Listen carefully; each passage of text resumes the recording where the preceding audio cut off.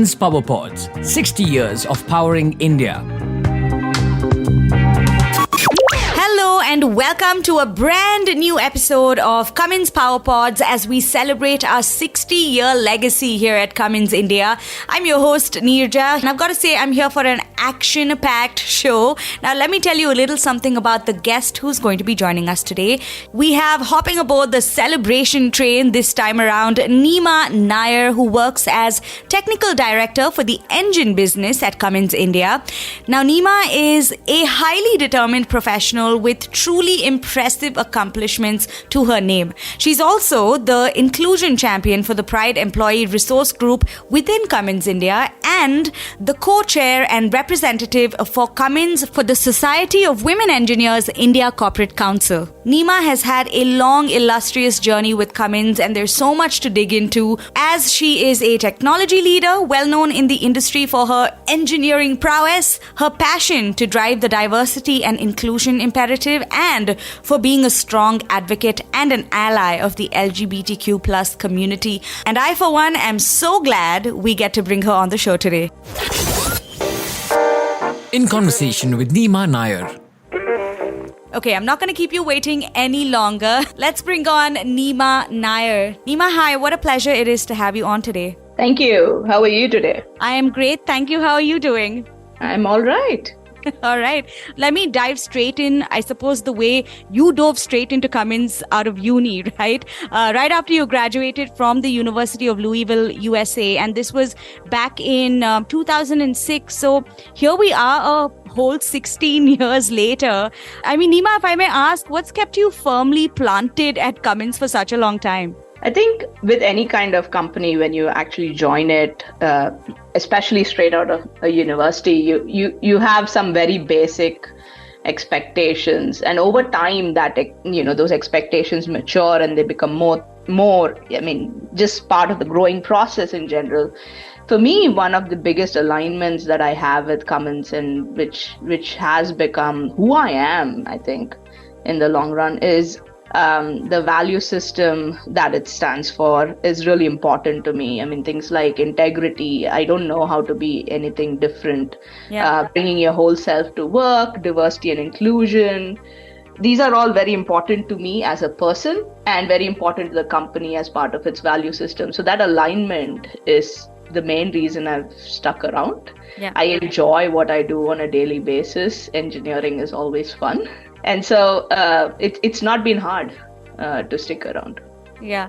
It really does sound like such an amazing sort of relationship, right? To love what you do and to love where you do it. And, owing to these 16 years at Cummins India, you've now had a successful engineering career, and you've really done some amazing work in representing Cummins in the Society of Women Engineers. So how would you say Cummins has been empowering you and other women in technology?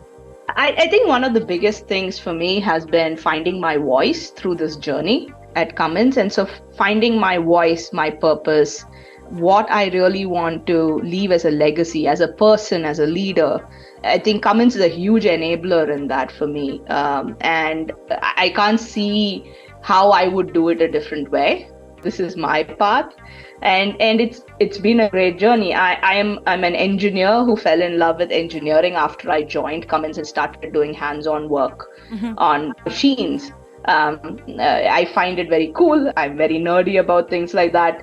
I love the fact that I can have a very strong voice, not just now, like I think 14 years ago, even starting as the voice of women in engineering and what I thought we should be able to do and what I thought we should contribute to the society so that women in general in engineering across the board could do. Cummins has always been that enabler for me. And then, along the way, I found my footing in the LGBTQ journey.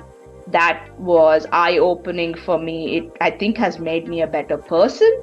And just bringing all of that together, I think it's come full circle. And now I just feel like a powerful voice, both within Cummins and outside of Cummins, representing the company. That's awesome. And it's very telling of how Cummins has, very silently but very actively been encouraging that. And I think this is a good time to ask you this, Neema, because like you said, you fell in love with engineering. And we, of course, want that for more women. So why do you think more women should join STEM? And why does the world need more women in STEM? I don't think there's any difference in our the processing of our mind, of how we process information and how we output information.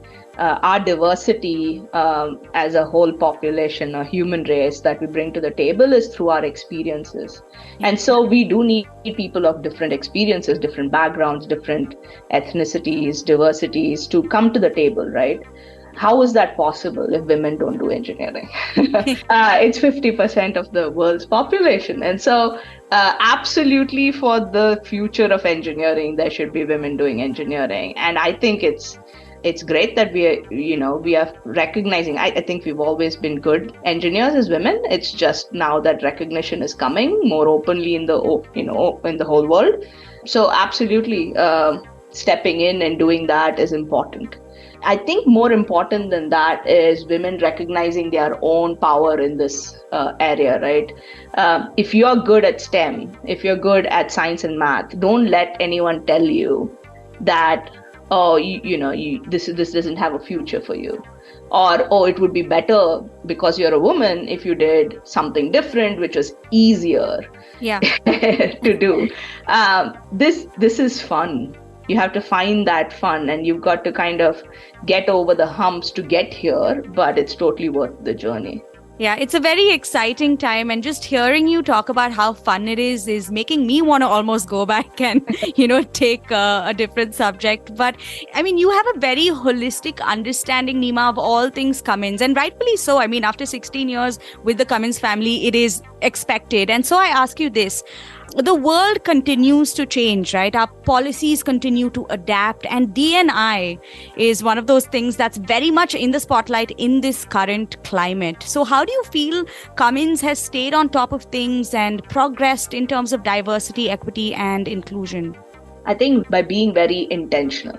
I think it goes from a nice to have value that we talk about, to actually making things happen. Albeit, I mean, in Cummins, we've been doing it quietly in the background for many, many years. I mean, we are more than 100 years old. But I think it's come very strongly in the foreground, where we are actually taking a stance in the foreground and making our voice heard even outside the walls of Cummins, because it impacts the community, and we know that impact now. Of course, walking the talk is part of this, right? So there's no question that in Cummins in India, we've got 42% of our leadership team is comprised of women. You can't have just one woman there and say, we've got representation, right? Yeah. That doesn't give you that voice, that diversity amongst women at the table, right? So it's important to balance that. And I think across engineering, we are, more than 34%. I think there's a little bit of a slide during the pandemic, but we're trying really hard to get there. And everybody has a goal to get to 50-50. Parity is our goal. Yeah. And that's just in gender diversity.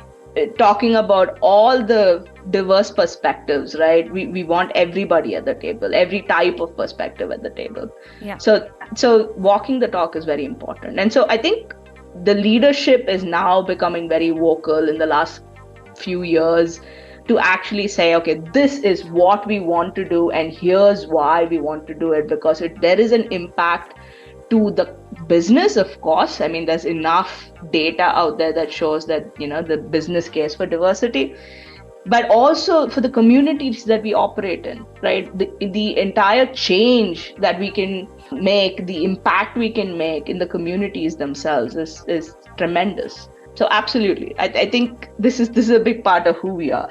Yeah, you made a very good point that it's about every type of perspective, and you can only get that with diversity. Now, you are a strong LGBTQ plus ally and also the inclusion champion for the PRIDE Employee Resource Group here at Cummins, which is incredible. But I do want to know, how do you see Cummins ensuring a safe, inclusive and equitable workplace for the LGBTQ plus community on a regular basis? the thought process started in 2016, and by the end of 2017, we had an ERG group. It got kicked off in early 2018. And at that time, there were still some legalities in the country that made it hard for a lot of people to talk about it openly outside. And I think that in itself is a powerful statement when you can say, hey, we absolutely support the legal system, and we will follow every law, but we will also make sure that our voice is heard where we want things to change. Yeah. And I think that is very powerful. And since then, I mean, the early days were just basics, right? Getting policies transitioned so that they are gender neutral. We've always had the treatment of others and non-discrimination policies in place, but actually putting some, meat around it, saying specifics, going into the specifics, right? What does sexual orientation look like? What is the definition of gender identity in the workplace and expression in the workplace? We've made changes to our dress code policies. We've made changes to our benefits. So those are all the basic fundamental things that we've done. A huge part of what we do as an ERG group is just education. Yeah. I think as a country, we've not had the luxury of information in this arena as a population that grew in the 80s, 90s, early 2000s. So for the working population that's with us right now, an education around what does the community look like. So it's not just one thing, right? It's not like, black or white. These are the only two options. The whole point of the communities, it's a spectrum. So education around the spectrum, education on the terminology, why we need to go into specifics, where we're going to go into specifics. So there's a lot of education with the workforce in general, with the leadership and how we deal with things, and speaking up, internally and externally has been a big part of the journey. We are learning to be more social media savvy over the last couple of years in this space, because it's the community likes that. I think the voice moves through the community that way. And so these are, I think, some of the things we do. Of course, we participate with external partners. We want to help establish our brand as LGBTQ friendly, so it's visible to people who want to come and work, right? Because it's not easy.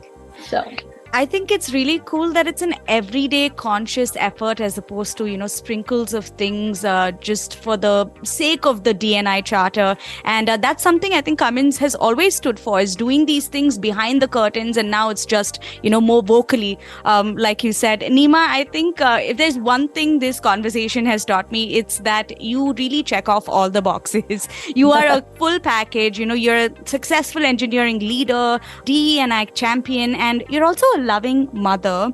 How do you see the world shaping up when your daughter comes of age? And what's something that, what are those conversations that you have with her that you think other young girls should also be privy to? So I have a son and a daughter. And one of the things that I want for both of them is for the world to have parity for both of them. I want them both to see the world similarly. I want them to experience the world similarly.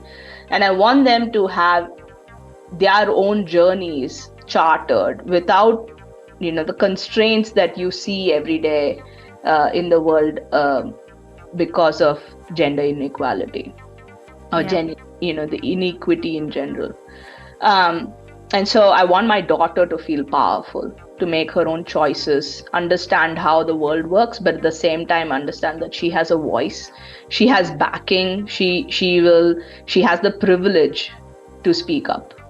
And I want my son to be an advocate. I want him to understand the privileges he has that are unearned and have no biases. I would like for them to be good human beings at the end of the day. And so that's what I feel like I'm investing in them. And that's why I feel like I need to live my truth every day. D&I starts right at home for you, and I love that. Thank you so much, Neema, for bringing your perspective to the show today. It's been absolutely wonderful speaking with you. Thank you so much. Cummins PowerPods, the sound of celebration. And so we come to the end of another magical episode of Cummins PowerPods. And I say magical because we're celebrating so many different types of people as we step into the spotlight with a 60-year legacy backing us up. We're very proud to be part of such a diverse family here at Cummins, and we're going to be continuing to talk to some very special people on this podcast. So stay tuned for the next episode. I will be back. Until then, it's me, Neerja, signing off. Bye-bye. Cummins PowerPods, 60 years of powering India in voice.